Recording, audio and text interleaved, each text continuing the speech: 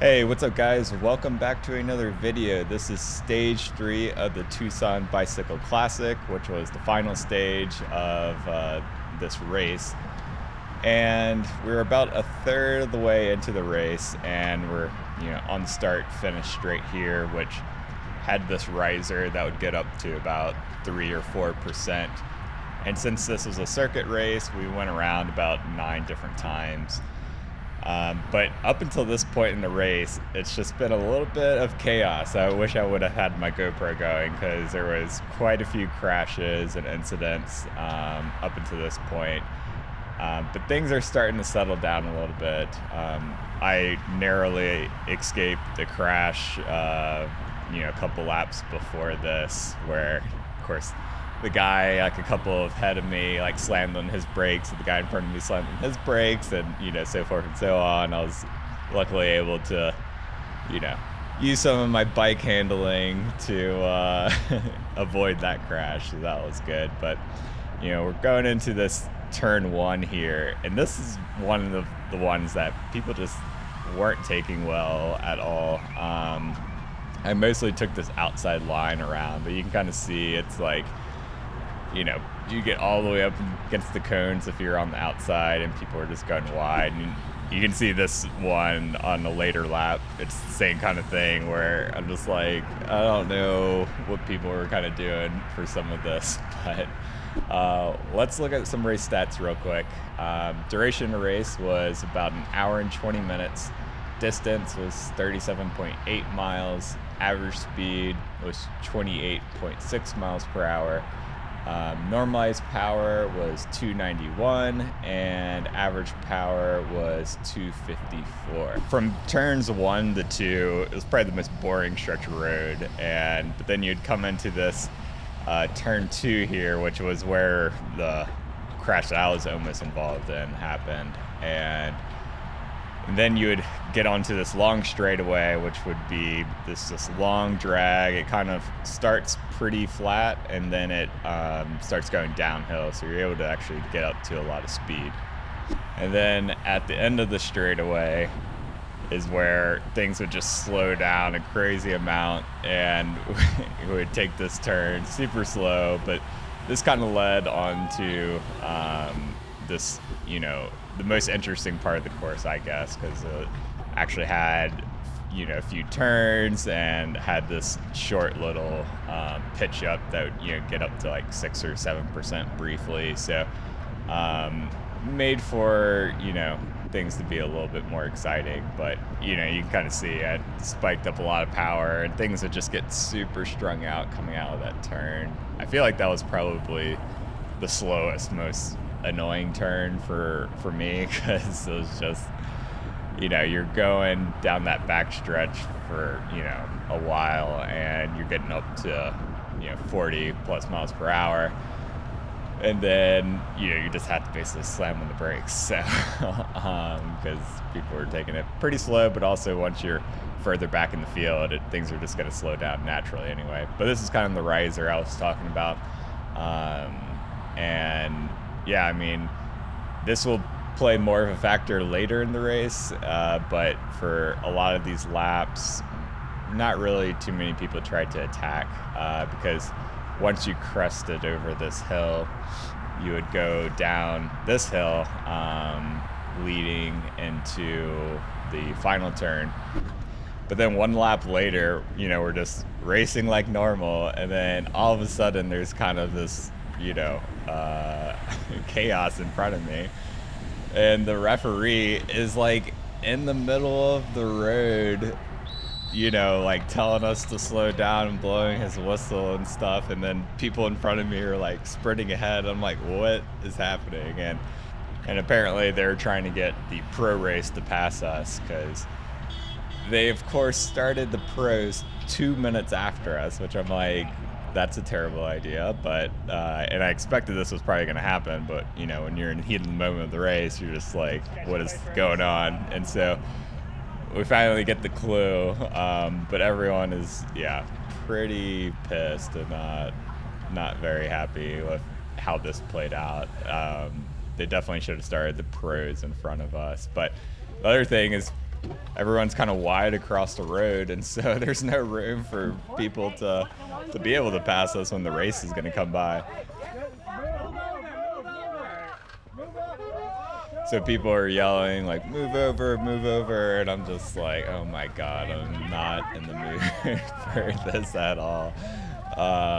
So yeah, so I'm just like, all right, I'm trying to move over here. But of course, when people move over, they're trying to move up too. So, but then you can kind of see here the breakaway for the pros comes by. And then we have the full field coming by right now. So, and like, you know, our race averaged 29 miles per hour. So I'm not really sure what their race averaged, but we weren't going slow. So, you know, it is what it is. But then the, you know, referee is yelling at us that we needed to stop because he was in the middle of the road telling us to stop. And I'm like, well, you know, when you're in the middle of the peloton and only like the first few people can actually see what's ahead and what's going on, it's probably not the best way to neutralize a race. So, you know, that was added to the craziness of this race. All right, skipping ahead, we have about 10 miles left in the race. So that's like 2.5 laps. And you know, after that neutralization and stuff and just like some more, you know, sketchy riding, I just really wasn't too into the race. I'm now like at basically the back of the field, so I'm like 100th place or something like that. And one of the big factors though was my knee was killing me. I kind of like, I think tweaked it somehow in the time trial in stage 1 a couple days before this. And then stage 2, I was hurting, but manageable. But then during this race, and especially having to stop in the middle of the race for that neutralization, my right knee was just like not having it. And yeah, I was just like not, I was thinking of pulling out the race, to be honest, which I've never really ever thought of.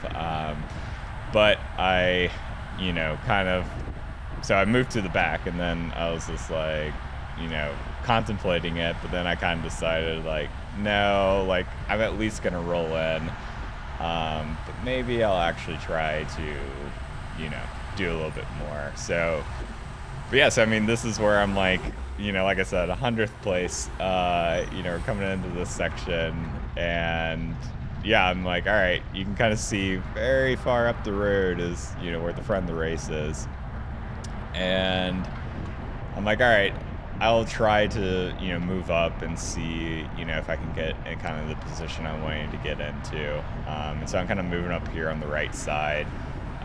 Most of the race, I was actually riding on the outside, partially because since things are sketchy, there is a little bit more of a, you know, place you could actually go if, you know, someone made a stupid move. But also, I just, you know, like I said, since I wasn't quite as engaged in the race as I should have been, and, you know, as I normally am, I ended up not experimenting quite as much as I normally would about different positions. So, but this is kind of the first time I'm kind of moving up more, either in the middle or on the right side. You know, I'm starting to like make up positions. You can see I kind of already made up like 10 or 15 positions. So, you know, and I guess like a big learning from doing these races was, even though it was a huge field and stuff, like I now know I should just kind of trust my ability to actually be able to move up and not be worried about getting stuck in the back for the most part. Because, you know, that tends to be one of the things I'm best at doing. We're now coming into 2 laps to go, and you know, this is another time where I'm going to move up. You know, kind of getting some free spots here, not having to put in a ton of energy, because this guy in front of me is you know, doing most of the work. But also, I don't want to get to the front too soon, even though, you know, I was still thinking I wanted to get to the front soon. You know, these are long laps. We still have 8 laps to go. So I kind of let this other person slot in front of me, and you know, so now I'm just like, all right, I'm just gonna kind of play here in the middle of the field, and you know, wait to either later in the lap or on the last lap to actually fully move up. And later on the same lap, I had this guy coming up on the left side, and he's looking pretty aero. So I'm like, hey, he looks like he's going somewhere, so I'm gonna get on his wheel. And so, yeah, so I just like, I'm here for the ride. You know, you can see I'm doing just a couple 100 watts. You know, I'm not doing too much work here, and we're just slowly going by everyone. So. If you're looking for the secret to moving up in a race, sometimes it's just find a wheel and follow it, because, you know, this is a guy who seems like he's probably moving to the front for his team to be part of some kind of lead out. So I'm going to let him lead me to the front. And yeah, I mean, we just keep going and going, and I'm like, all right, like, this is nice. I haven't been up here in since the beginning of the race, and so. But now we're like literally at the front, and I'm like, well, I don't really want to be all the way at the front. And so, yeah, I mean, I'm like third wheel right now, but this is where, you know, some people are going to start coming around on the right side. And, you know, this is kind of where the speed picks up and kind of stays up for the most part for the rest of the race. And at the end of the straightaway, it was nice to finally able to take this corner fast. Like, so we took that at 25 miles per hour, and most of the race, if you're like more mid-pack or, you know, even further back, you're taking that at 18 miles per hour, and then having to do a bigger sprint out of that. So, so that felt great. But, you know, it is hard to stay at the front, you know, without being on the front for a lot of the race. So it's not like you can just take perfect corners the whole time. But so now, you know, we're almost at a lap to go here, and you know, this is where things are gonna start getting interesting with people that aren't sprinters or don't really have teams. They're gonna try to, you know, do some attacks, and this is, you know, a great place for it going up this hill. And you can see, you know, this guy getting on the saddle, putting in a big effort, these three guys on the front. And, you know, I'm still positioning myself for the sprint. And so I'm not going to follow that, nor do I think it's really going to go anywhere. So, because, you know, once you get over this hill, you know, like I covered previously, you're just going, you know, right down this. And so this is, you know, where you're kind of, everyone's going to catch back on anyway. So so yeah, I'm not really worried about, you know, letting them go, and also I'm just going to kind of patiently stay behind a lot of these guys. I'm trying to keep myself like 10th to 15th. That's probably ideal with, you know, 4.5 laps without getting too far forward or too far back. So I'm gonna kind of move up here on the left side to hopefully be able to take this turn a little bit better. But you can kind of see there's a lot of people moving up here on the right side, and that's kind of in my head for the final lap, because it was open all race, which, you know, not that you're gonna dive bomb the last turn, but people were kind of, you know, leaving that space open. So that was in the back of my head for the final lap. And now we got some people moving up here on the left side. And so I'm gonna kind of pay attention to this. You know, obviously you don't want a late break to go, but there's also plenty of teams that are gonna be chasing this. So I just wanna be following the wheels and following the right ones, you know, keep maintaining my position and stuff. But this ends up getting kind of shut down pretty quick. And now we're just kind of, you know, set up, and we're basically kind of a rolling roadblock all down this backstretch right here. But now people kind of break through on the right side, and you know, this looked pretty threatening to me at the time. So there's people following it, so I'm going to kind of move around here on the left side. I'm going to try and slot in behind the Space City guy, but you know, take this turn pretty well, but I'm not quite in the draft. But you know, now I'm kind of closing the gap here. And, you know, in my head, I'm like, all right, this is still pretty early. You know, we're still 2.5 miles to go, basically. And so I'm still really don't want to be quite this far up. But I think I was just a little antsy, you know, to be honest. Like, I just really didn't want to be out of position. But, you know, sometimes you can be just still too far up. And this is going to kind of hurt me later on this straightaway, because now you can see on the left side, this is now where the actual real lead outs are starting. And this is the group I should have been in. This is the group I normally am in, but you know, I didn't quite trust my positioning, especially being an unattached rider in a big competitive field like this. You know, I just didn't have, I guess, the confidence to be where I needed to be, and so I ended up having spent a lot of energy to kind of like stay, you know, further up, and now we're kind of getting past, and now I'm losing position. Now I'm probably like 20th wheel and getting swarmed, and this, you know, this is not what do you want to have happen on the last lap. But you know, I'm like, okay, let me, you know, slot in, let me conserve some energy, and see if I can kind of still move up, get in position. You never know what's going to happen on the last lap. So yeah, so I'm just slotting in here. My heart rate's pretty under control in the high 170s, and my legs feel kind of fine, but again, my knee is kind of killing me at this point. And now we're kind of coming through this right turn.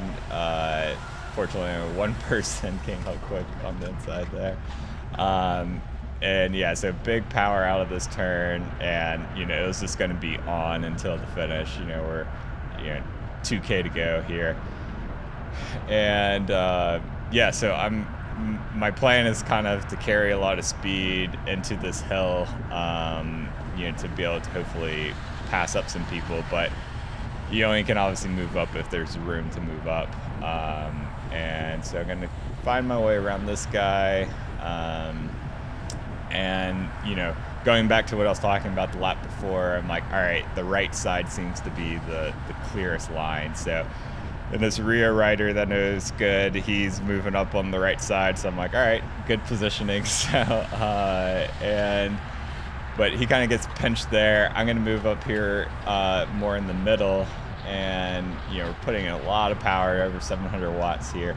And then all of a sudden, boom, crash right in front of me. I was able to get around it, but at this point, you know, the field's kind of getting away from me a little bit, and so I'm just like, all right, I'm gonna try and catch back on here to the back, because once you turn onto the final turn, there's about 300 meters to go, and so I'm like, all right, maybe I can still do something if I can take this turn really well, and you never know what's going to happen in the last turn. So I'm just going to kind of, you know, do like I was talking about, move up here on the right side. And you know, I'm still though probably like 30th, 25th wheel or something, but making some progress, and yeah, some sketchy moves there, and make this final turn, and had to scrub more speed than I would have liked. And yeah, I was just, yeah, I mean, I was far back, so I'm just like, all right, I'm gonna put in a little sprint here and just kind of roll in. Ended up rolling in for 30th place, which wasn't the worst thing in the world, but you know, was definitely hoping to get in the top 10. I think if, you know, things would have went a little better, that would have been an option. But going back to the crash, you can kind of see here, the rider that crashed, I don't think it was his fault. It looked like there was this other guy that kind of like made a stupid move, swinging out, and then it took out his, you know, wheel, and then took out some other people. So really sucks that happened. Hopefully those guys are okay, but But thanks so much for watching, and thanks so much for the people that have been subscribing and everything. Getting actually relatively close to 1,000 subscribers, so definitely subscribe if you enjoy these videos, and also have some exciting news coming up for the channel, and so we'll probably be able to talk about that in next video, so definitely stick around for that. But yeah, thanks so much for watching, and I'll catch y'all in the next one.